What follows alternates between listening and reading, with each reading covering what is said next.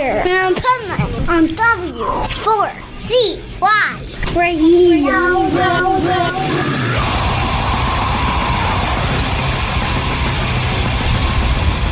This is the Pipeman here on the Adventures of Pipeman on the Positively Pipeman segment of the show on W4CY Radio, W4CY.com, with our resident expert on pet health and human health too, because in some ways it's one and the same.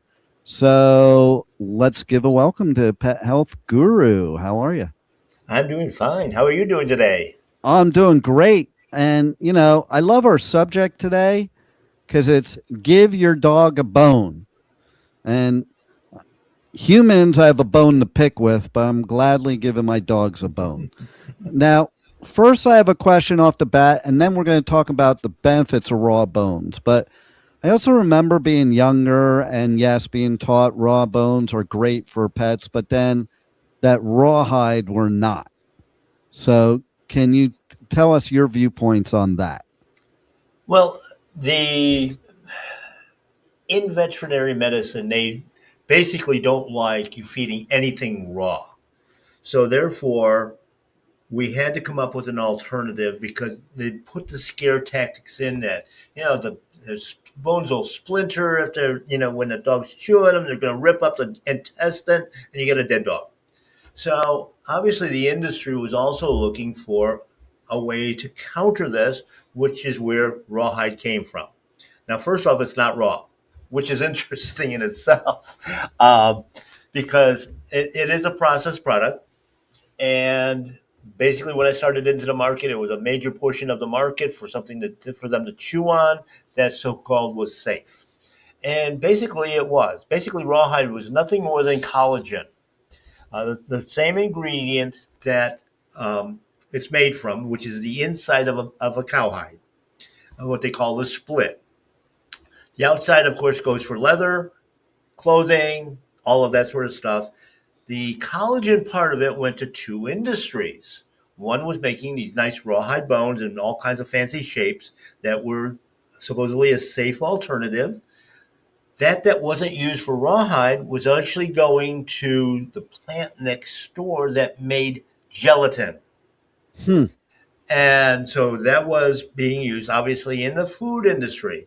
Biggest use of gelatin back when I started in the business, already after I started in the business, but in the 80s and 90s, was they used it as a solidifier in TV dinners to hold together. So we actually ended up in this competitive place. Who's going to get the collagen to make bones or TV dinners? And it was really, really interesting back then. That explains a lot, by the way, because my mother gave me TV dinners all the time. So Okay, it kind of explains some of my problems. Okay, yes. Well, and of course, the rawhide process. Obviously, you have to clean the collagen, solidify it, make it into a shape, and then dry it out. Well, some of the chemicals that were used had questionable attributes, as did all processed foods, even today. However, the AVMA, American Veterinary Association, and other animal veterinary advocates said, oh, that's dangerous. And somehow some of these chemicals got put on cannot use in the United States. So what happened is they started shipping all the hides overseas, where they didn't have any laws as to what could be used on them. And unfortunately, it came down to a lot of more toxic chemicals were being used. A little bit, obviously that got thrown up by the powers to be that this is a bad thing. It's going to poison your dog. And the other part of it was they're going to swallow it and they're going to choke to death. And because it's going to swell up when it got moist. And the market got so big too, we couldn't, shipping hides from the United States in frozen containers over there and then have processed and shipped back was expensive. So then they decided to start using water buffalo hides. And again, processed who knows how. And so it just got pushed and pushed and pushed to the point where, it was terrible. I remember working with one of the processors of it in the United States that was making this stuff. And we used to sell, especially for kennels or people that had a number of dogs, these bulk packs of rawhide bones. And they were basically reduced price because they had discolorations and, maybe holes or things like that in that where the hide was. And a friend of mine who was actually an associate of mine actually uh, tried to figure out how to make these into a better product. One night, I guess a couple too many bourbons or something, decided to put the rawhide bones into a pan of bouillon, beef bouillon, which would color the bone.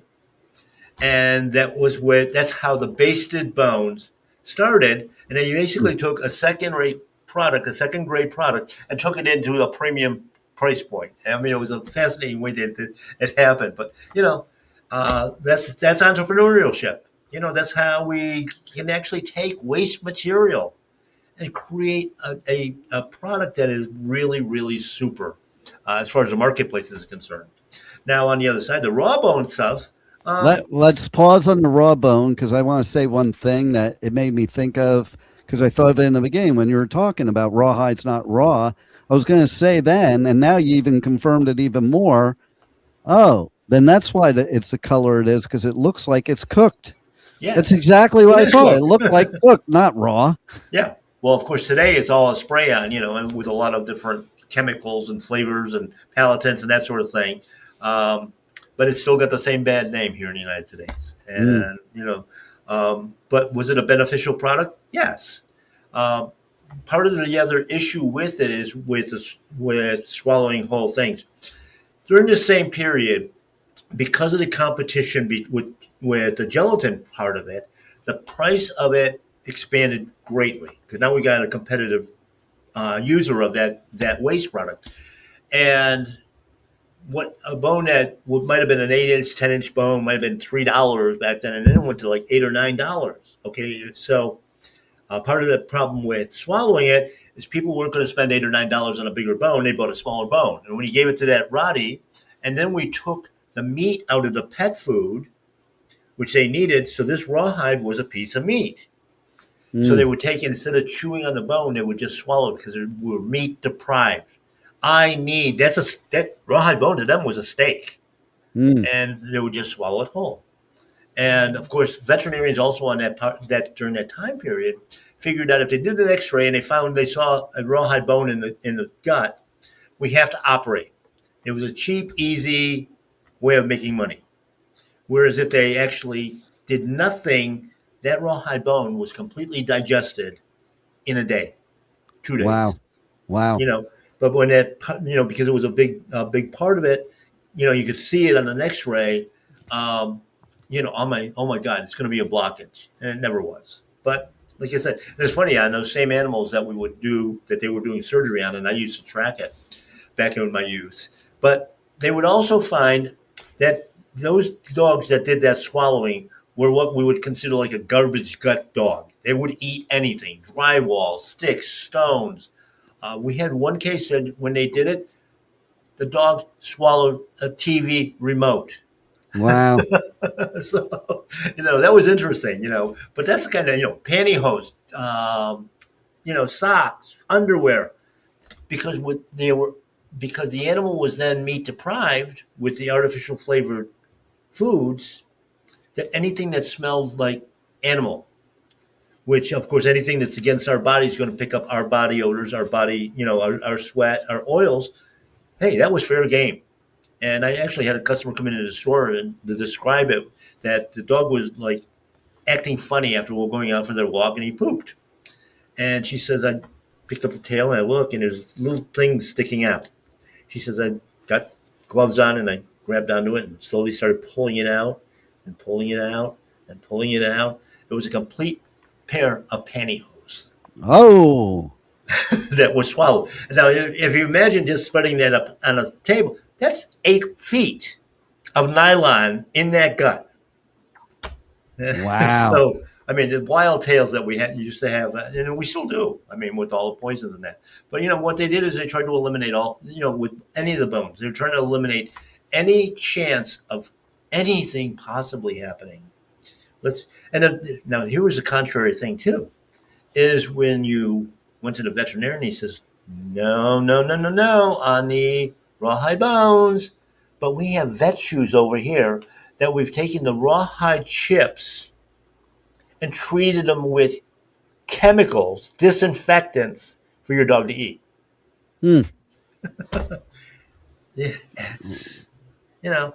I guess if it's sold by a veterinarian, it doesn't matter that they put poison on it or not, because now they got a new customer for poisoning. Yeah. Well, and you know what?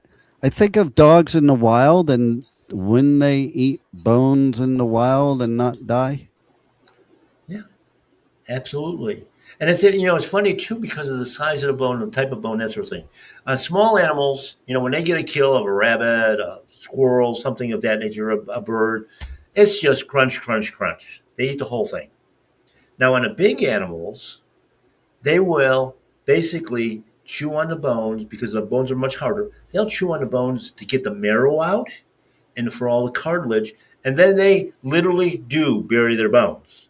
Mm. And they'll go back to them 6 months later, a year later, and dig them back up when food is scarce. And of course, during that process, bacteria, funguses, molds, bugs have broken down that bone now that it's soft enough that they could actually chew it up and actually get nutrition out of it. Basically, when you stop and think about it, that's rotting, that's rotten, already rotted food, Yeah. and they're perfectly fine with it. And Wow. we're worried about the deadly salmonella bugs that are crawling and creeping around. It's terrible. I know. So, what kind of raw bones would you recommend to people? Can they get those raw bones through you? And if so, tell them how they would do that and how they would, of course, reach out to you for more information, more questions, check out your podcast, all that stuff. Exactly. My Paleo Pet actually BioComplete produces a complete line of bones. We look at the size of the animal, even the age of the animal. One of the warnings that we always get is, well, they might be able to break a tooth on the bone because it's hard. Well, if your dog breaks a tooth eating a bone, that means it's already calcium deficient. The Yeah. whole calcium the whole matrix of calcium. So your dog actually needs it. But smaller dogs, younger dogs, pork bones, lamb bones, and actually the density of the bone has to do with the age of the animal. We Mm. slaughter sheep, we slaughter goats, we slaughter pork at a very young age. Chicken, even the same way. Those bones are going to be very, very soft and pliable. They can eat them right up. Heavy beef bones, those beef we slaughter at 2 years of age, so those bones are very, very dense. That's why we don't use them a lot. Those are used mostly for recreational. It's something that they can gnaw on. Of course, they're using antlers and everything else now as well. But we do produce a whole line of good quality. And again, it's got to be, we will look at USDA inspected animals, so it's actually meat that we could actually process in another form to use the bones, and that's bone broth. We can, which is the one medicine that our great grandmothers used to cure every disease known to mankind. Eat your chicken soup. Yeah. Jewish penicillin. That's right, exactly. So we do have a full range of that.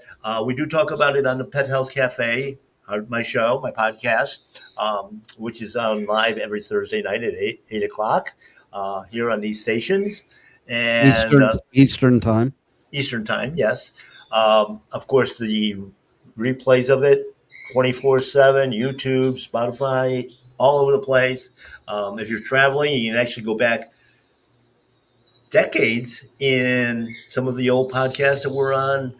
They're on iHeartRadio. So and how many other stations? Like 100 other There's like venues over worldwide. 150 podcast outlets out there. Yeah. So we're all over the place. So you have plenty of areas to look at that. Go on to the website at both the Pet Health Cafe one as well as mypaleopet.com. When you want to order them, call in the store and we have it all for you. I mean, and at the store, you can even go to the point of picking out with those your steaks and our farm to table menu that's there. You can pick up, your fresh eggs. All that stuff is there, and herbals, of course, to when it upsets. If you do get an upset stomach, we have herbals and botanicals that will help out with the stomach. So we can take care of it. And of course the advice that goes along with it. We got a great crew over there that can help you out with your selection, and of course I'm available for consultations if you need that as well. Well, and they definitely should consult with you, Pet Health Guru, because you're a wealth of knowledge. I've known you for many years, and you took care of my pet for years without me even having to go see you at all. And that's what we want to create for other people. So everybody make sure to check out the Pet Health Guru and check out the podcast, but also check out mypaleopet.com. Stay tuned. We're going to be doing some festival ticket giveaways. And then we are going to have our Powerful Business Strategy segment with our resident expert, Michael Barbarita. So stay with us, and we will be right back.